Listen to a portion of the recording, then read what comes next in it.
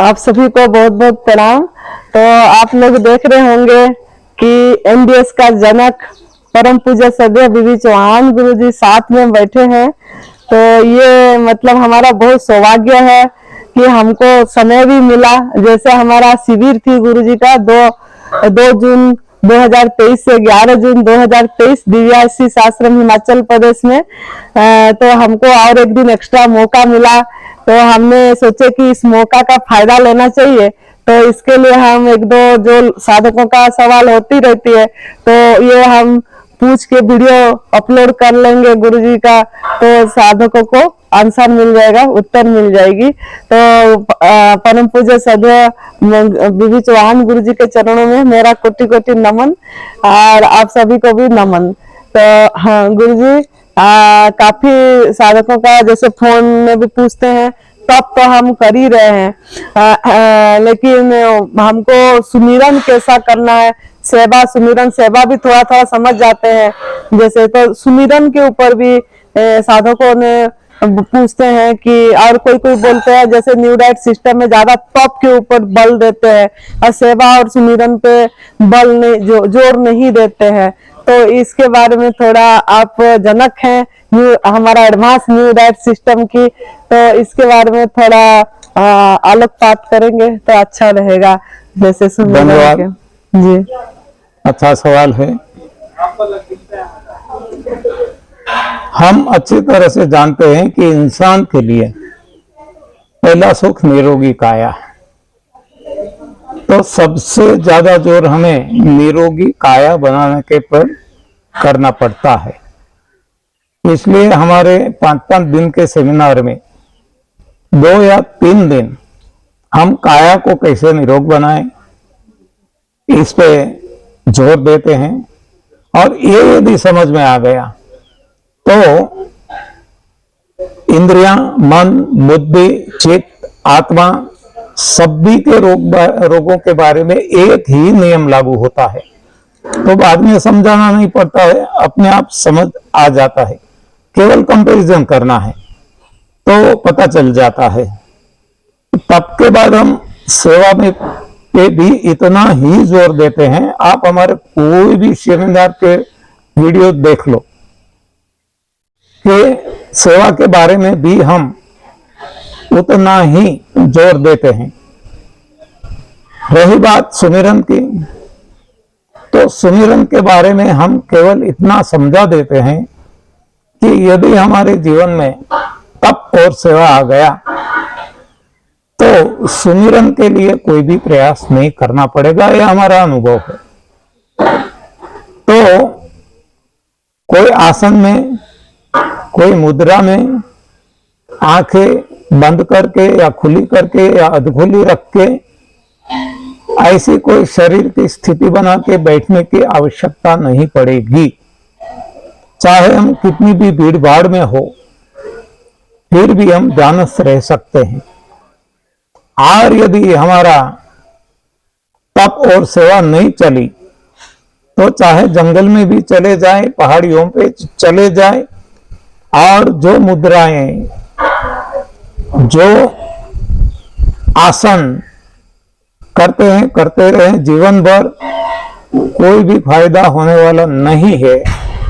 ये मेरा निजी मंतव्य है। गुरुजी, एक छोटा और सवाल रह गई। जैसे कि हमारा जो छोटे पैदाई बच्चों का भी बीमारी रोग आ रही है, और थैलेसीमिया का मेरे पास बहुत फोन आते हैं। थैलेसीमिया का बीमारी है बच्चों को, वो ठीक नहीं हो रहा है, खून बदलना पड़ता है। तो ये कैसे, मतलब उनको क्या जवाब देना है? और टाइप 1 डायबिटीज, ये भी बच्चों को बहुत हो रही है।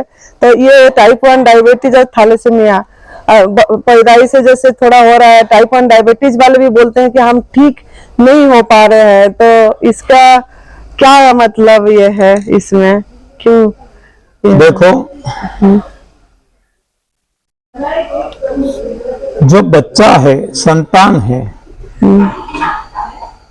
वो माँ और बाप के बीज से बनता है।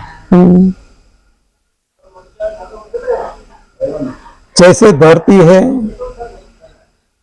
और किसान जो बीज डालता है,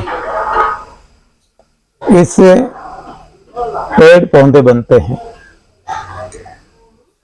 ये धरती के संतान हैं, जबकि इंसान के संतान पुरुष और स्त्री मिलकर बनता है, उनके बीज।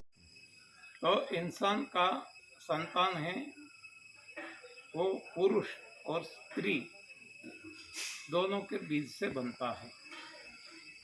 तो जैसे धरती में यदि कुछ गड़बड़ी है तो भी फसल अच्छी नहीं होगी, या तो बीज में गड़बड़ी है, बीज बराबर नहीं है तो भी फसल अच्छी नहीं होगी।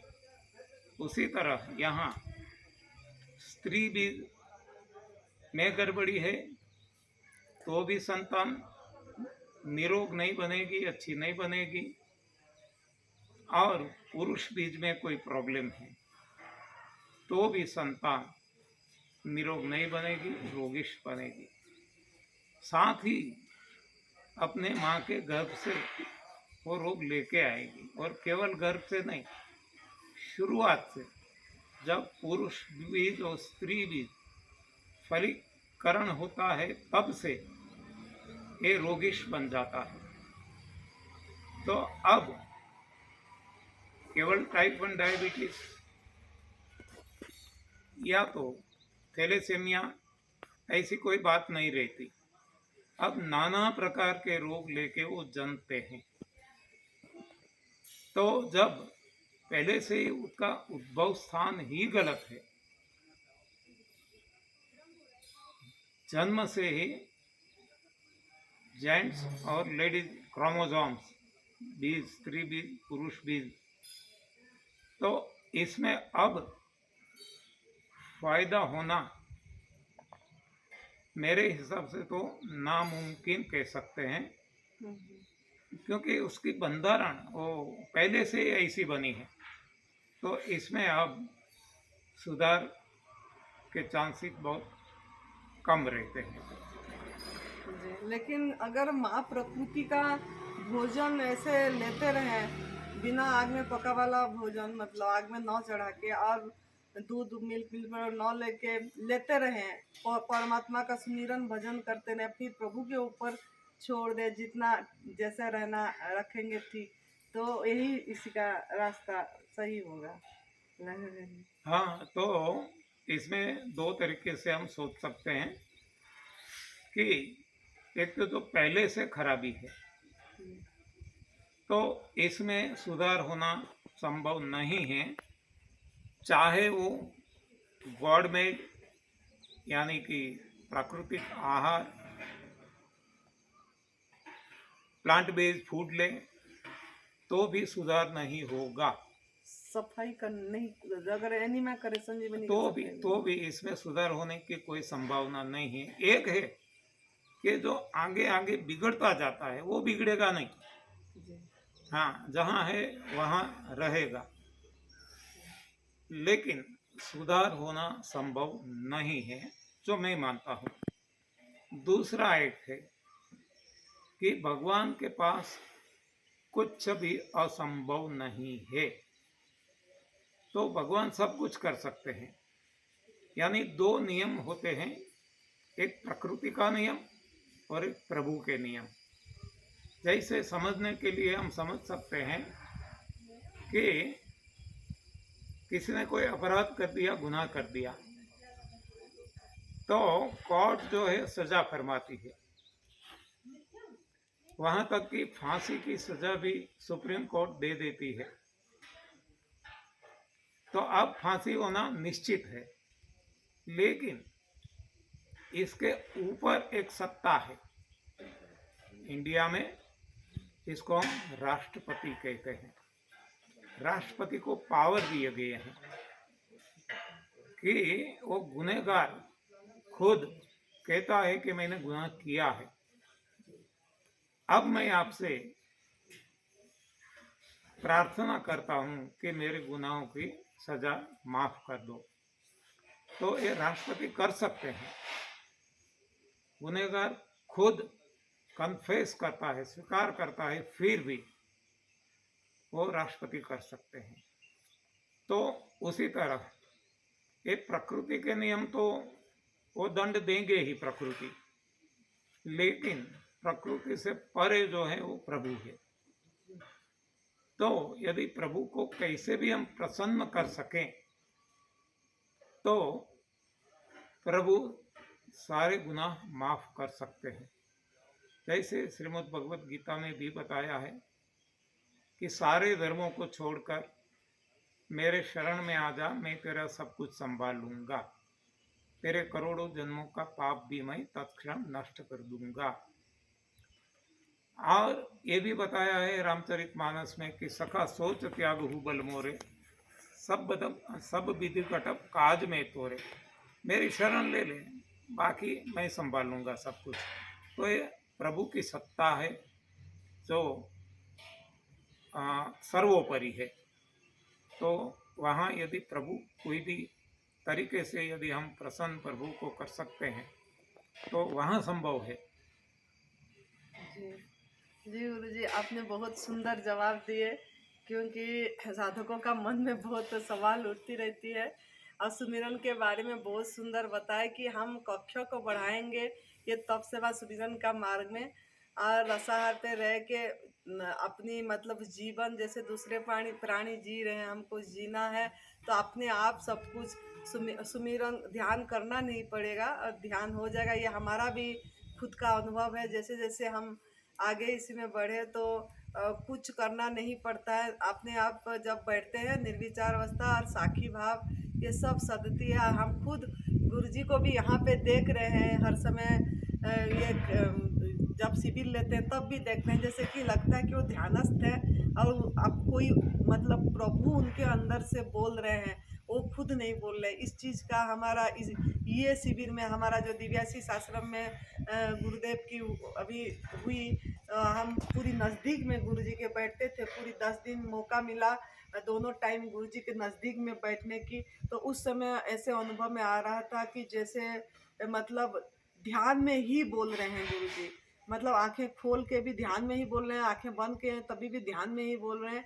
इस चीज़ का हमको एहसास हो रही थी, अनुभव हो रही थी। तो मैं भी सभी साधकों को यही बात बताती थी, सवेरे भी जब हमारा साधक लोग बैठे रहते थे कि आप कभी भी गुरुजी आए उनका ओरा लीजिए और मौन होके कम से कम उनके पास बैठिए। जब भी मौका मिल रहा है मौन रहिए, ज़्यादा सवाल मत करिए और उनको तरफ दृष्टि दे के देखिए कितना उन्होंने मतलब पूरी तरह ध्यान में है और पूरी बच्चों जैसे जो स्वरूप है बच्चे छोटे पैदाई बच्चा का, ऐसे जैसे आनंद, वो आनंद में रहते हैं हर समय। कोई उथल पुथल नहीं है, कोई तरंगे नहीं है, चाहे जितना भी खुशियाँ हो जाए जितना भी ये हो जाए उनका मन में ऐसा नहीं कि आज बहुत खुशी मिली और कुछ भी हो जाए तो ऐसा नहीं है कि कोई दुख मिला, मतलब समभाव में हमको अनुभव में आती है, समभाव में है। तो ये सब चीज़ें आ जाती है।